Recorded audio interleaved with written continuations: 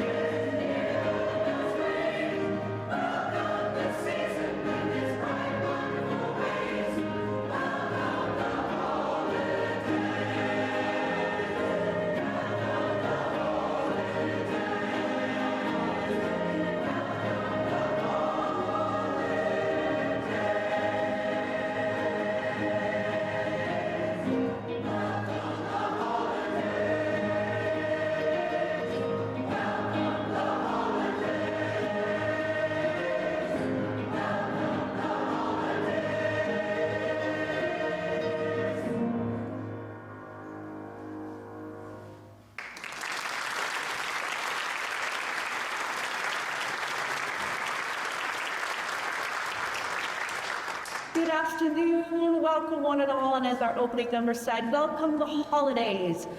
We thank you so much for joining us today to kick off the Christmas season. We are the County Town Singers, been around since 1967, and we are very pleased to present our Christmas program of Jingle, Jazz, and Joy. The first number was Welcome the Holidays, and we'll just keep on moving right along. The next two are some very classic Christmas carols that I'm sure you will recognize. Shake little lullabies for you. We have The First Noel, followed by Away in a Manger.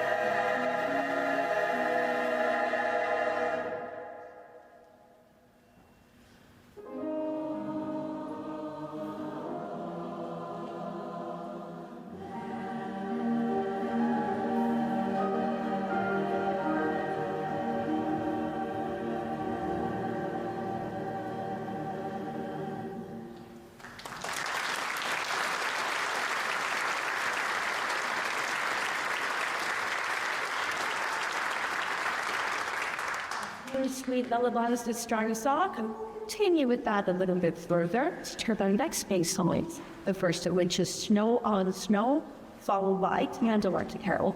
After that, we get a little bit of the jazzy portion of our show with Snowfall.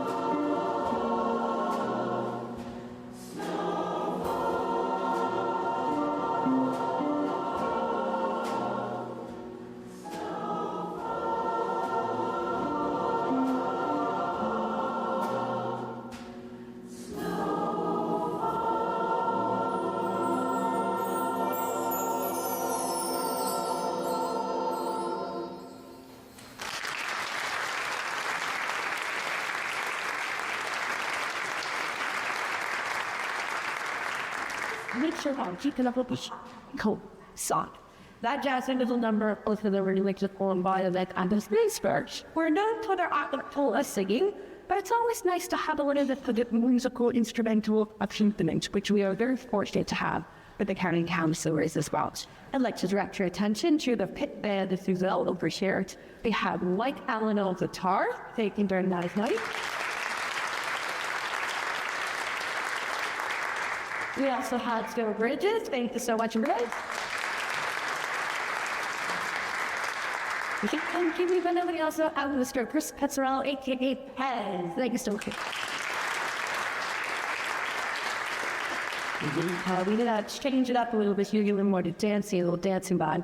On instrument now we also have an incredibly talented, amazing alto, awesome alto. Francis is going to join us on accordion for the holiday to Jingles.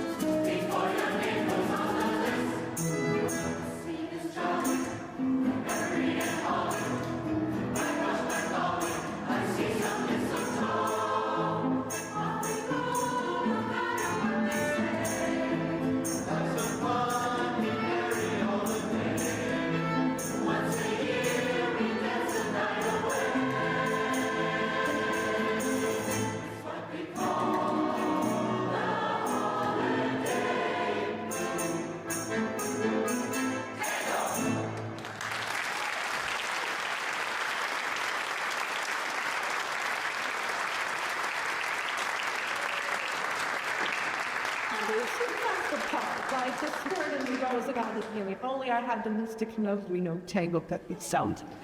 Before we do our next number, I would like to invite you to go born out of the pause for like wonderful accompanist. The young fan over there, tickling the eyes with us today, is quite an accomplished musician, trained in Italy. He does have his bachelor's in performance from the University of Toronto, but he received his gold medal award for grade 10 World Wizard Portizo, and he has performed concerts internationally in Europe and Asia, and of course in North America.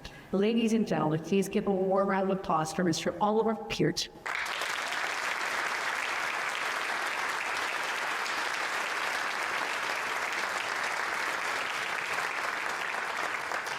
Happy to have him putting us for our next number, which is effectively known as chestnuts roasting on an open fire, but it is actually entitled The Christmas Song.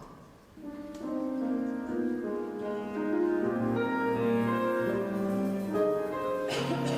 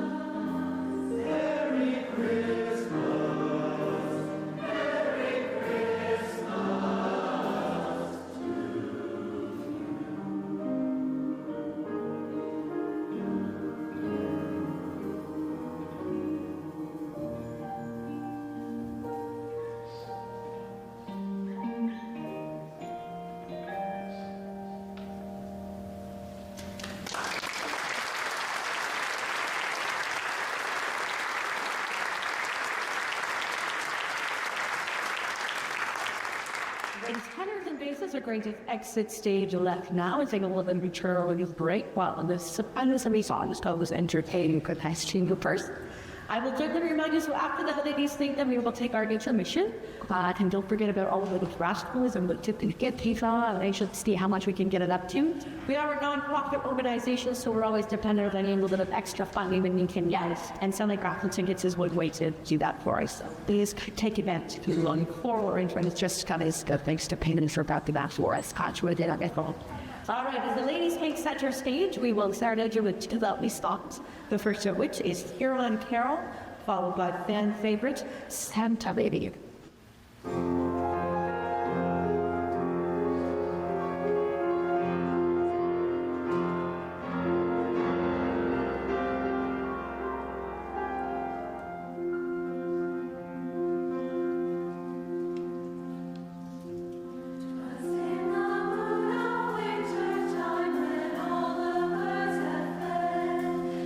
Mighty King, she ran to send angel fars instead.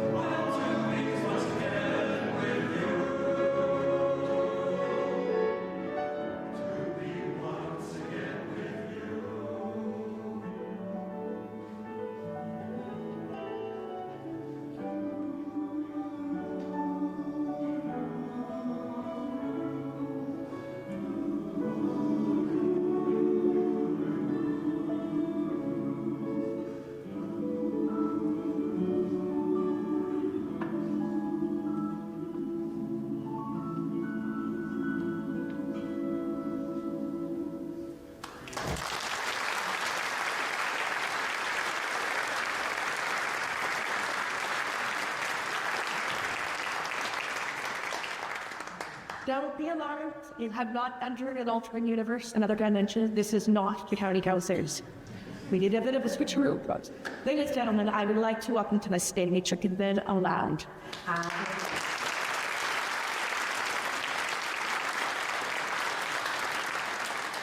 For the last 75 years, they have been known as the Queensland Men's Chorus of Toronto, Queensland Toronto Male Chorus, and they perform in the West End. They've actually come all the way from Etobicoke to join us here today.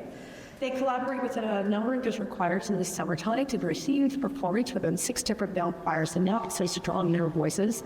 They do a lot of community events and perform in seniors' homes.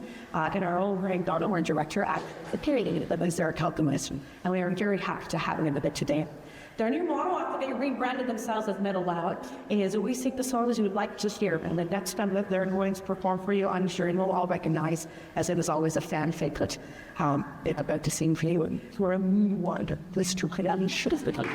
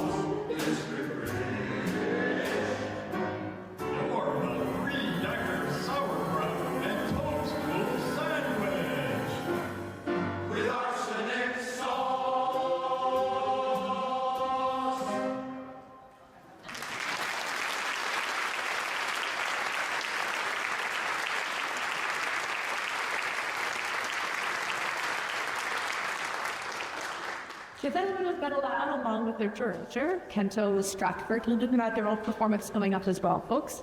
Between United Church and the West End on a Tuesday evening, there'll be some information out front too, so if you'd like to join them, I'm sure they're not happy. We are going to welcome the currently talented singers and gentlemen and tenorettes back on stage to do a few numbers. So I've never seen so many male singers in a chorus, but the stage at one time is kind of exciting.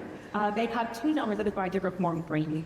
So while the middle after the going to is they sing the songs you'd like to hear, the county town singers we use the model we sing for the love it. And if you would like to join Warren Voice to Mars, we are always accepting numbers.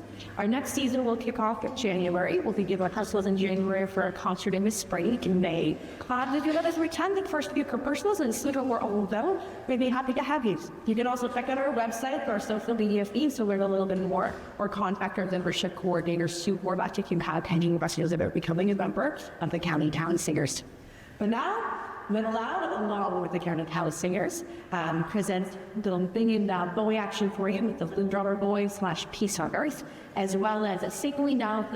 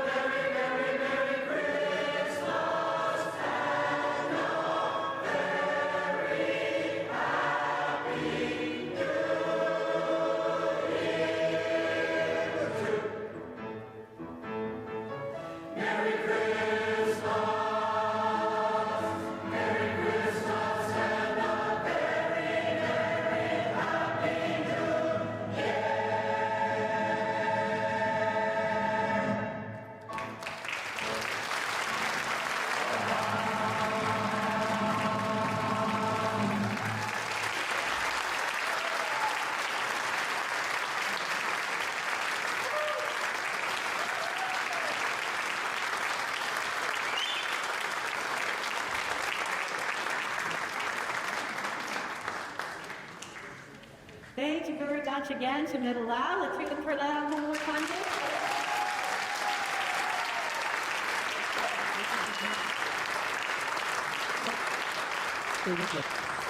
As the sound of leaving, I'd like to take the opportunity to thank our tech crew. I mean, if it wasn't for them, you would have sounded good.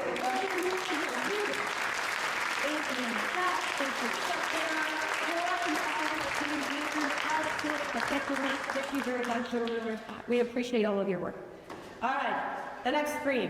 So one of my favorite pastimes as a child was watching all those Marple Christmas specials that we used to see on television, the horse streaming services and all that kind of stuff. All those Rankin and Bass Christmas specials, Rudolph was always my favorite. The next number is a combination of a bunch of songs from after some of those beautiful specials, and that's called A Cartoon Christmas. Following that, we'll have Caroling Carey and then Jingle Bell and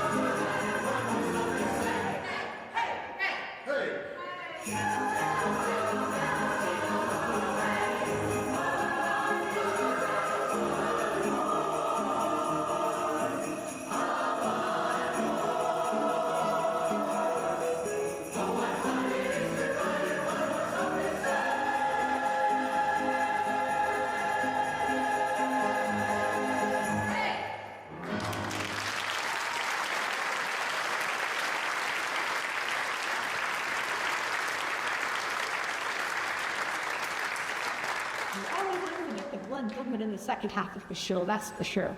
But ladies and gentlemen, we are very proud to have our director with us. He is a talented individual. He has a master's in choral conducting or actor. He has produced, he's written, recorded 2 full-length albums. He holds multiple directors throughout the GTP, making accompanies other choirs. He is a quite talented individual and has recently been invited to conduct at Corrinos. Yes.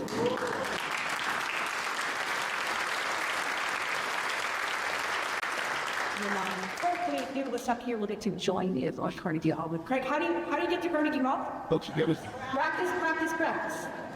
Ladies and gentlemen, if you would be so kind, please give a warm round of applause to our director.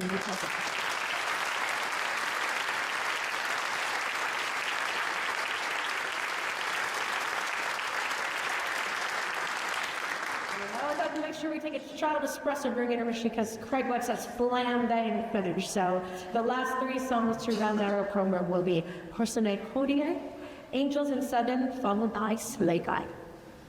Yeah.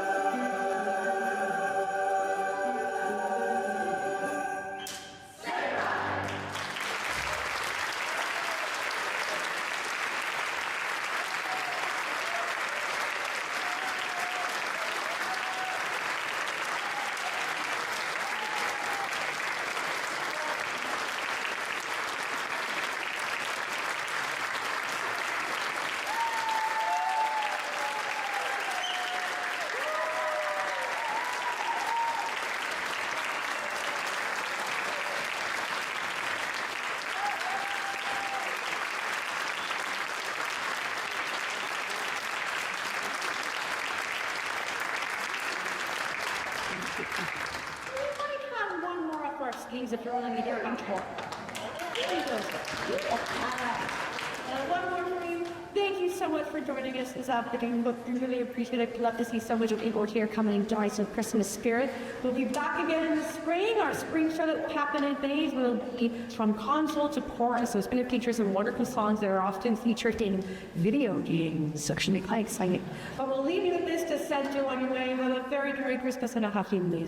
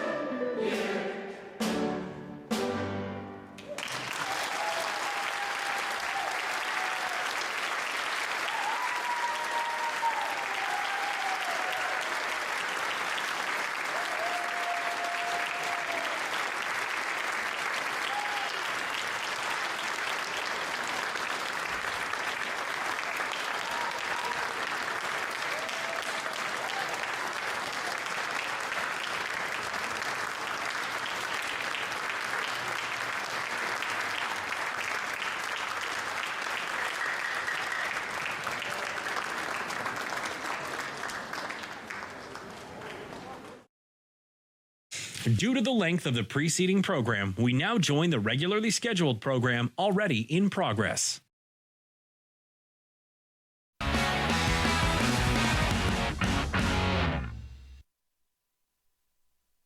Welcome back to the Sports Report here on Rogers TV Durham. I want to thank Sam Cocker for coming on the show talking a lot of baseball. But now we're going to shift our focus to OHL hockey, where Dave Lewis, longtime official, reffed his last game. Here's Adam Dunphy with the report.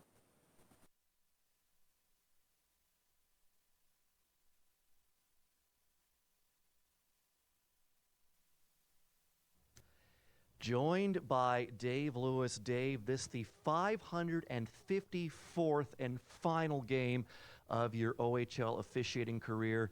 What were the emotions like driving to the rink today?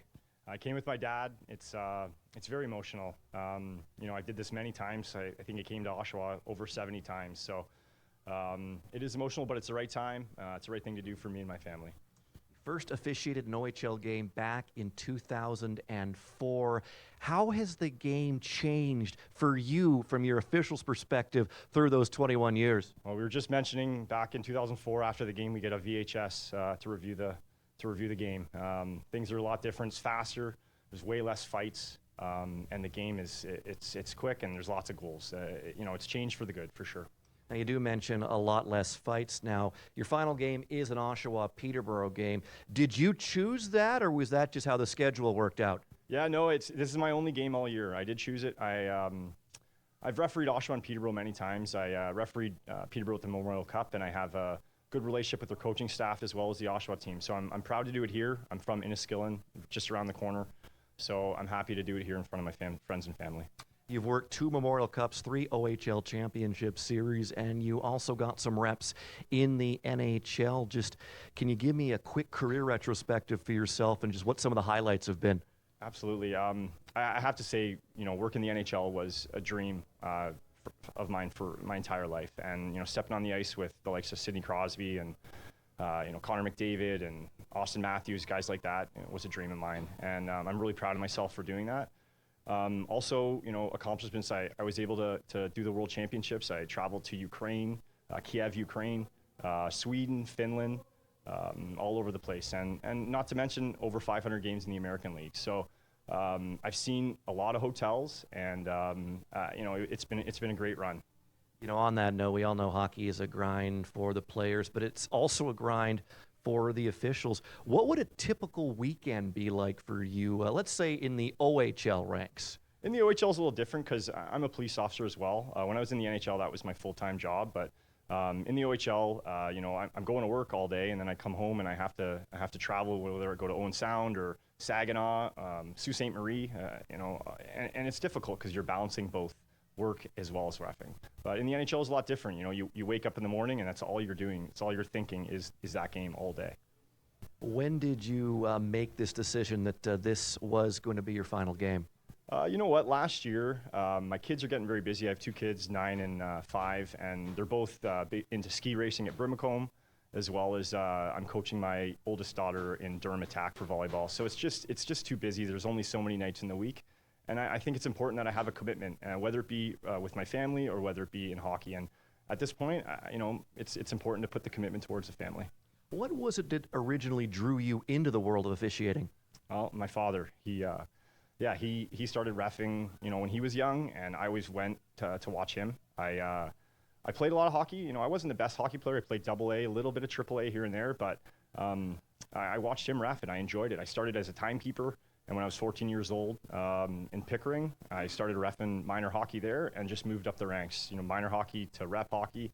And I wasn't good. I remember the first penalty I ever gave. I gave it to the guy who got tripped.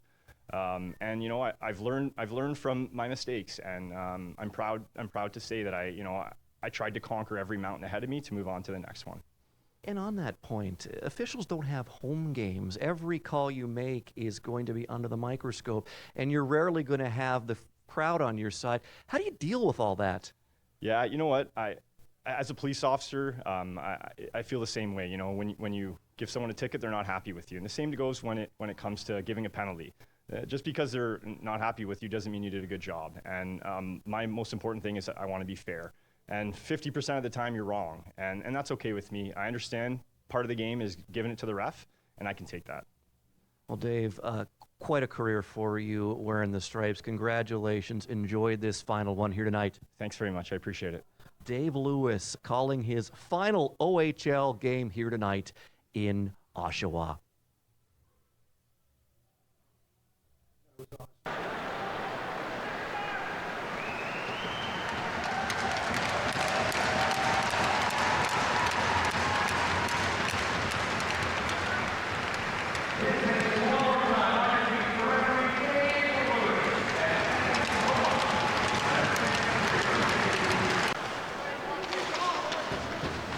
I want to thank Adam Dunphy for that report, and also Dyson Williams and Sam Cocker for coming on the show today. And thank you for tuning in to the Sports Report here on Rogers TV Durham.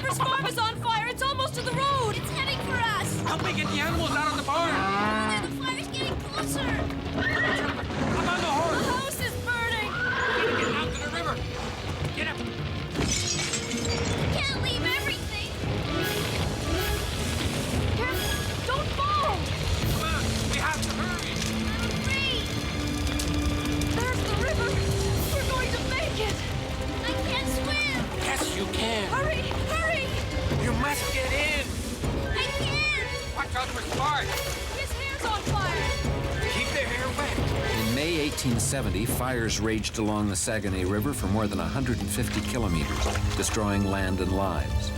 One family survived by dousing themselves all night against the searing heat. One family, among the thousands whose resourcefulness and courage shaped the character of this land.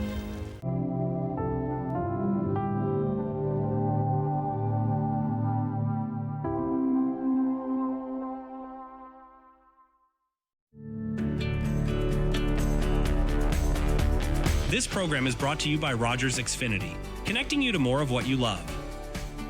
Visit Rogers.com for more details. The following program was provided by a valued member of our local community. Rogers TV is proud to support local producers and share local voices, ideas, and opinions. For more information, please visit our... The following deals with mental health issues, including suicide, that may be triggering for some. If you are in crisis, you can call or text 988 anywhere in Canada or the United States to speak with a counselor. I'm Kevin Frankish. Thanks so much for taking this time with me here on the Mental Health Podcast. We start a new feature today. It's called In Focus, a chance for us to zero in on certain mental health issues or disorders. And our first In Focus is bipolar. 86-year-old Pat Taylor has just written a book, Up, Then Down, Then, My Long Journey Through Bipolar Disorder. The thing is, though, that Pat, who I mentioned was 86, didn't find out she's been living with bipolar since she was a teenager until just a few years ago. That's because bipolar, the term bipolar, was not coined until the mid-50s and was not accepted into the medical books until the 1990s.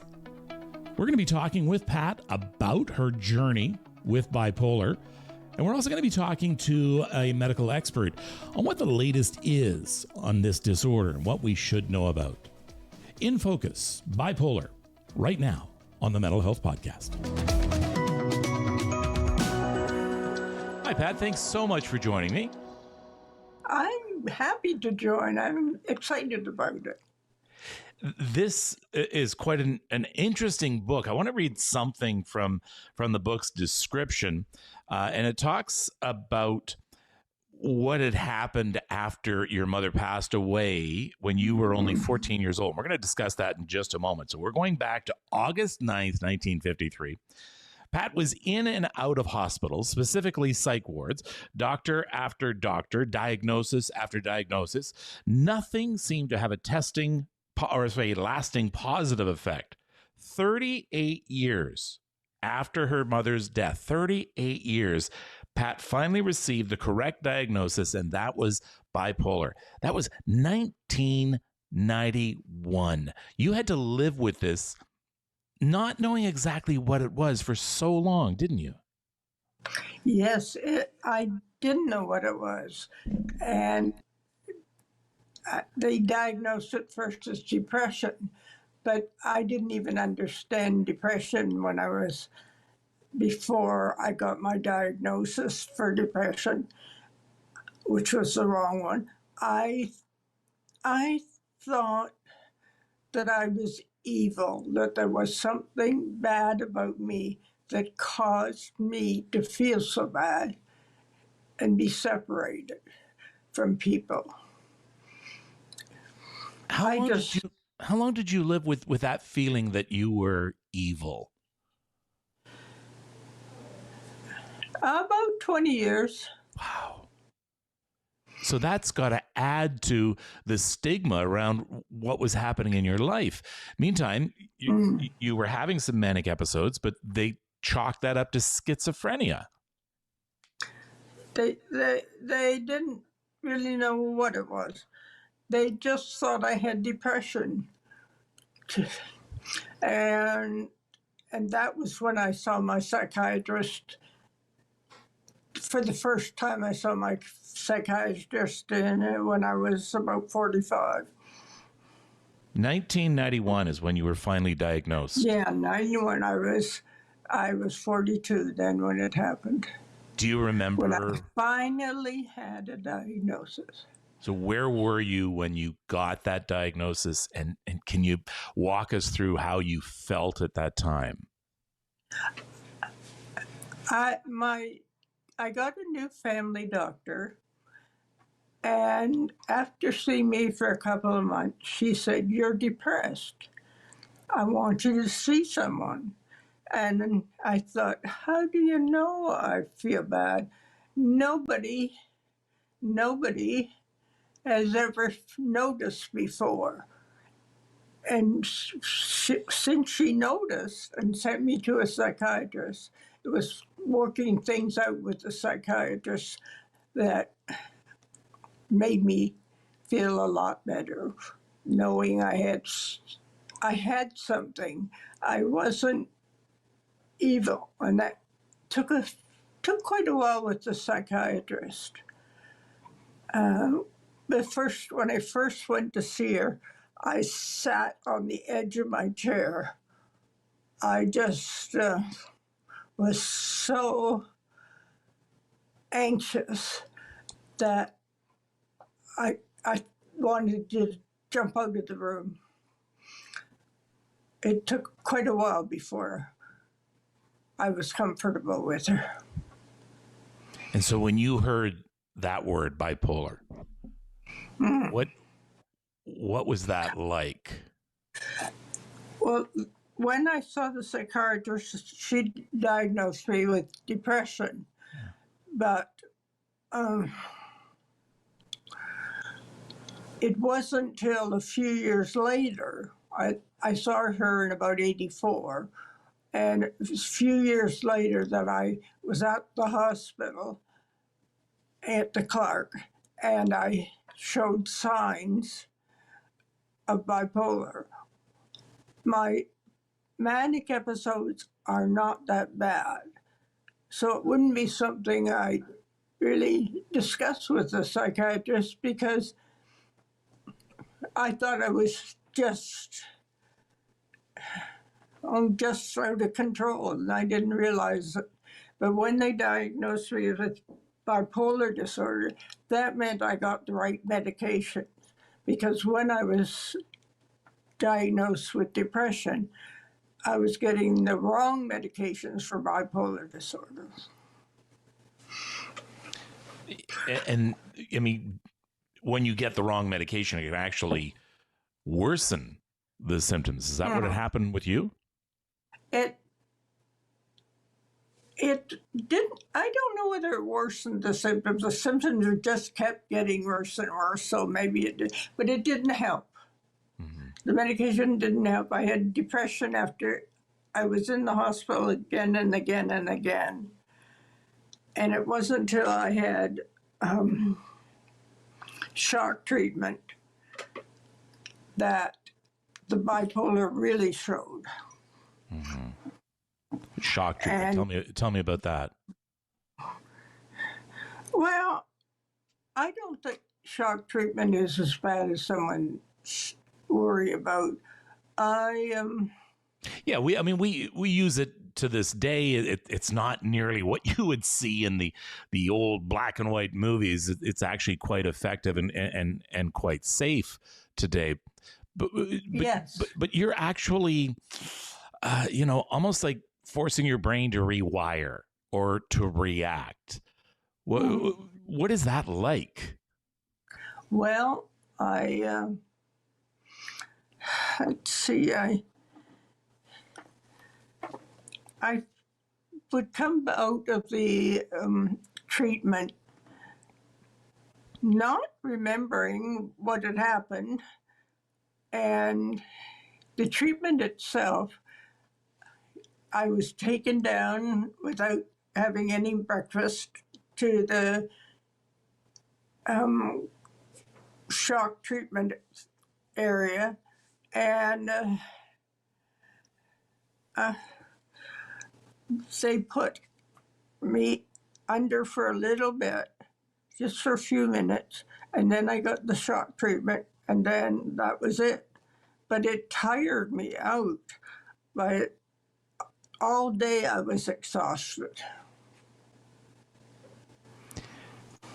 This is I think it's a very good treatment. It's used usually as a last resort. Mm-hmm. And I've seen people when I've been on the unit just change when they had this shock treatment. People that didn't respond. I responded for the first dose. I did not respond for the next 15 doses. Yeah. So when it first happened, I thought, oh, I'm better. For the first time in my life, I felt I'm better. Mm-hmm. But it didn't last. For the first time in my life, that's interesting that you say that. There is so much coming down on you since you were a 14-year-old girl. And things got pretty intense. How intense did things get for you through life? Essentially, I don't want to say it, but I mean, how bad did things get? It's so bad that when my children were little, I was ready to commit suicide. I had the razor blade. I was sitting in the bathroom. And I only didn't do anything because my children came and were banging on the door of the bathroom. And then I said to myself, I can't do this to them. And I went out of the bathroom, put things away, went out of the bathroom, and went to play with them and said, I will never do that again until they're growing, and then I will take my life. And I'm so glad that you are still here. Yes, there have been a few times, but I'm good now at telling my husband when things are getting bad or calling my psychiatrist. Mm-hmm. Why did you write this? I have a very good psychiatrist. Why did you write this book? I wanted people to understand mental illness. I wanted people to feel more compassionate to the mentally ill. And I wanted people to be able to, I wanted to fight the stigma.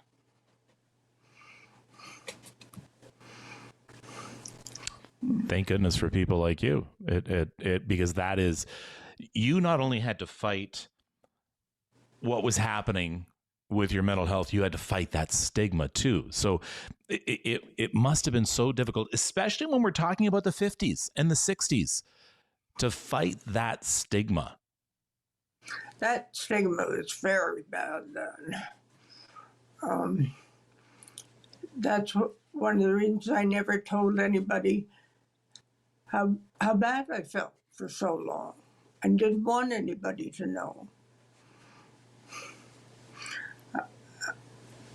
I guess I was just afraid of what would happen.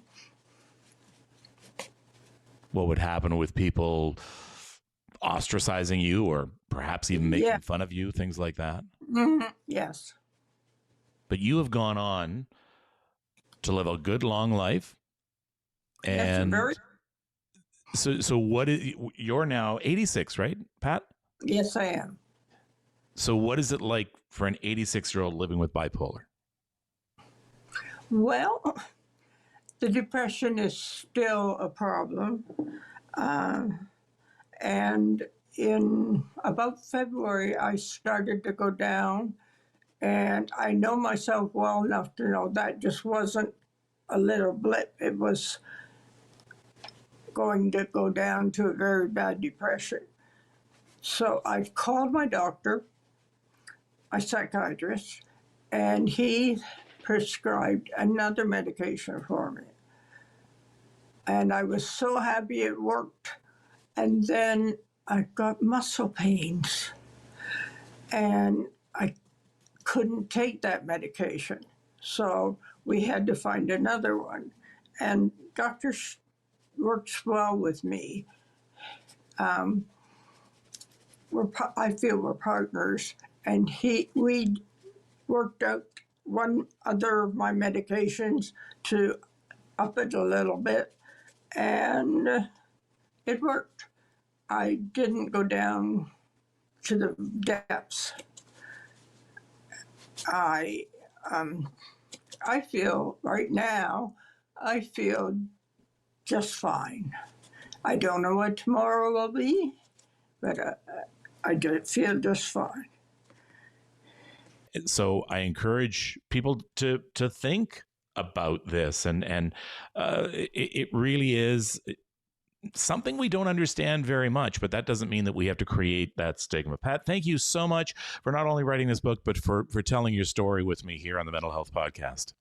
You're welcome. I'm really glad to be able to share it. With Rogers TV, you can cheer on the home team from the comfort of your living room.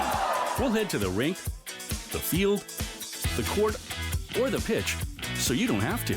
Tune in and cheer on your local amateur athletes on Rogers TV. Do you like movies? You do? What a coincidence, because I host a show called Cinema Scene, which features movie reviews and interviews. It's the big screen on the small screen with Cinema Scene. The following deals with mental health issues, including suicide, that may be triggering for some. If you are in crisis, you can call or text 988 anywhere in Canada or the United States to speak with a counselor. I'm joined now by Dr. Amanda Abate. She is an inpatient psychiatrist at Ontario Shores Centre for Mental Health Sciences. Hi, doctor. How are you? I'm well. How are you doing, Kevin? I am doing well. So let's talk about bipolar now, because it is becoming a term we're hearing more and more about. So my first question is it because we're seeing more cases, or they're just being better diagnosed? So in terms of incidence of bipolar disorder, it's fairly stable at about 0.6% for bipolar type 1 and 0.4% for bipolar type 2. And we can talk about the differences between those at a later time. But I think, we're seeing a lot more understanding and appreciation of mental health in the community and more awareness. So I think there is a better understanding, and people are coming in more frequently for assessment, but the rates are fairly stable. But I think our dialogue around bipolar disorder has increased in other mental health disorders. Now, what's fascinating about the case we just heard with Pat is that bipolar was actually, I did some reading on this, bipolar was actually called manic depression until about the 50s, when they started to actually understand it a bit more. But it really wasn't an accepted psychiatric term until the 80s. So this is not a new illness, but it's a newly named illness. So there's a lot of misunderstanding and confusion. And for someone like Pat to be misdiagnosed so often and so young, it's got to add to the stigma. Absolutely. And that is a really common situation. And we have to note that a lot of mental health disorders are diagnosed phenomenologically, which means what symptoms are people presenting with. There's not a blood test or a brain scan that's going to tell us what exactly a person is dealing with. And also our manual that we used, called the DSM, basically is reassessed over time. And as we have better understanding of different illnesses, the diagnostic criteria might change or the name might change. And so that can account for things like Pat dealing with a diagnosis of manic depression before, and now it being referred to as bipolar disorder. The other thing, that relates to stigma a little bit, or lack of understanding, is that now that we have the term bipolar, it can sometimes be used colloquially, often like in situations where people might say I'm bipolar because their mood changes minute to minute, or they have a strong sense of their mood from moment to moment. Bipolar itself has just a very by simply saying something out of turn. It's just, I guess, similar to saying, "Oh, I'm crazy." Yes, exactly. So I'm so bipolar. You're so schizoid. We hear that from people as well. Yes. And I think that I'm glad you brought that up, because that too adds to the stigma around this illness, doesn't it? Absolutely. Absolutely. And I think there's also a lot of misunderstanding of how it develops. And that also can add to stigma. So certainly better education as we move forward, not only for patients and families, but for the general population, is really essential, so that we really have an understanding of what someone's going through. And especially, with bipolar, we have two phases of illness, the depressive side and the manic side or hypomanic side. And, in both phases, but most often in mania, people will behave in a way that is completely out of character. And so it can cause a lot of negative repercussions in one's life. And when people around them don't have an understanding of what's going on, it can lead to a lot of difficulty for the person dealing with it and those around them that love and care for them. Yeah, and I can speak to that because someone close to me was diagnosed with it, and it's like you said, it came out of nowhere. The person was out of character, and I think the scariest part is not being familiar. I've heard the term bipolar. I didn't know what the heck it was, what the prognosis was. Is this the way this person I love, I know, is going to be for the rest of their life? So there's a lot of questions and fear around this diagnosis. Absolutely. And maybe if I can go through kind of what we're talking about specifically when we're talking about bipolar disorder.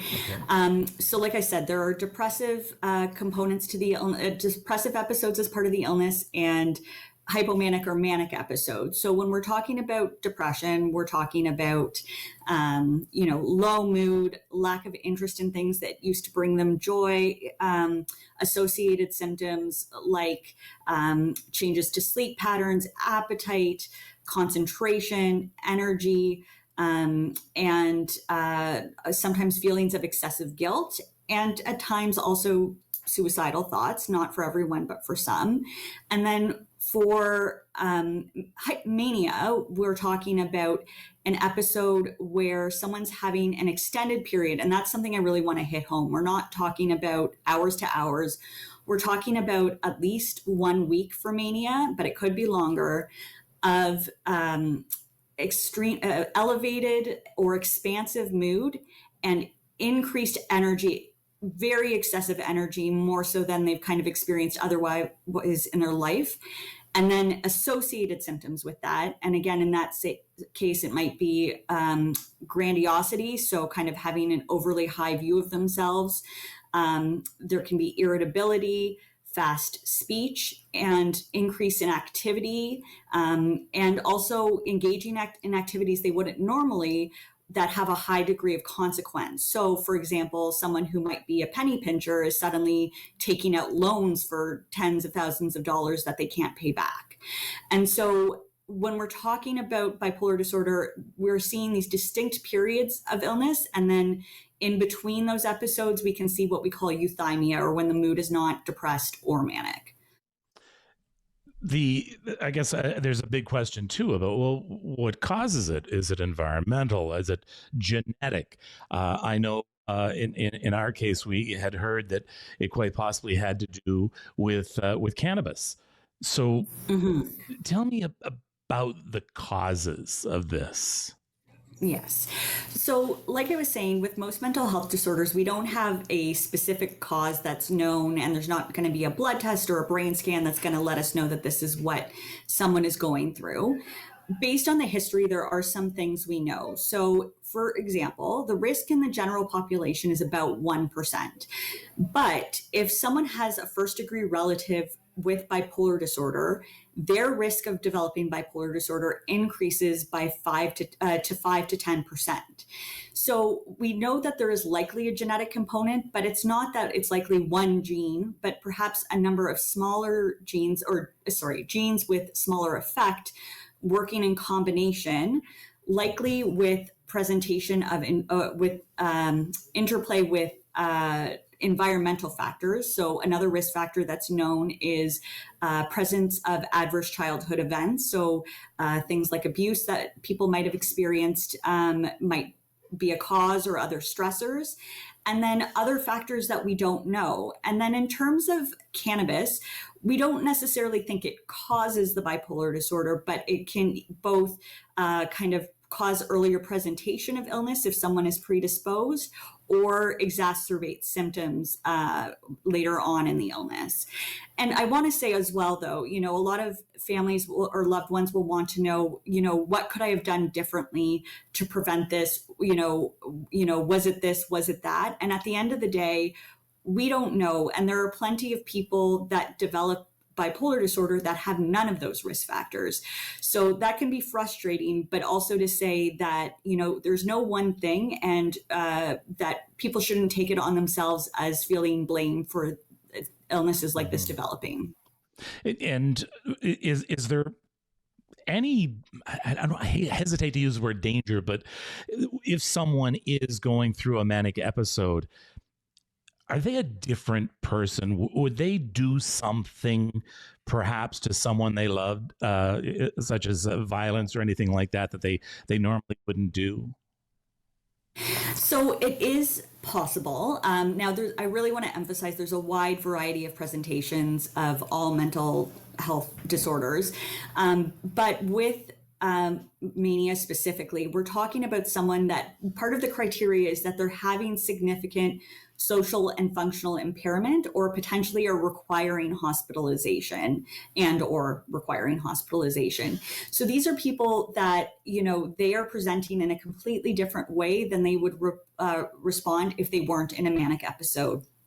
And so there can be times where, again, with that grandiosity, feeling on top of the world, or if at times they're also exhibiting psychotic symptoms, they may in fact, get into a position where they might be violent towards other people. Now, in general, I do also want to emphasize that more often than not, those with mental illness are more likely to be victims of assault than to be one to assault others. So it is a risk factor to consider, but it's important not to consider that, not to think that everyone that has a mental illness is at risk to other people, because that's not always the case. So much to know. And of course, I always say, knowledge is power. So research. There's a lot of resources available. I would suggest ontarioshores.ca, and we have a lot of information about bipolar there, as well as some links as well. Dr. Amanda Abate, inpatient psychiatrist at Ontario Shores Centre for Mental Health Sciences. Thanks so much for this time. Thank you. And I do want to thank my guest, Pat Taylor. Her book, Up Then, Down Then, My Long Journey Through Bipolar Disorder, is available at most places you buy your books, including Indigo Chapters and on Amazon. Thanks so much for joining me. Until next time, take care of yourself and take care of each other.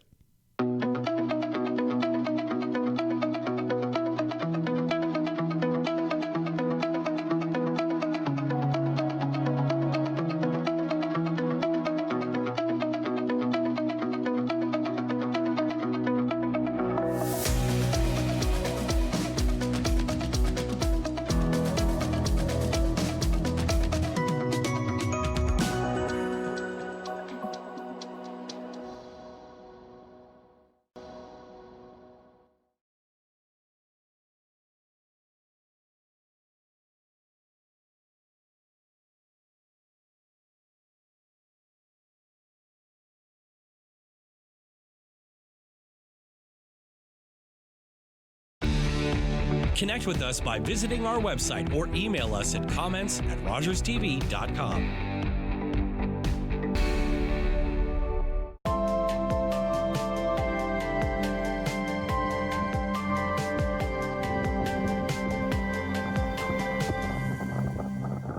Summer days, summer nights, lots of things to do, places to go, and people to see. If you're having a few drinks, be sure to plan ahead and get home safely. We don't want to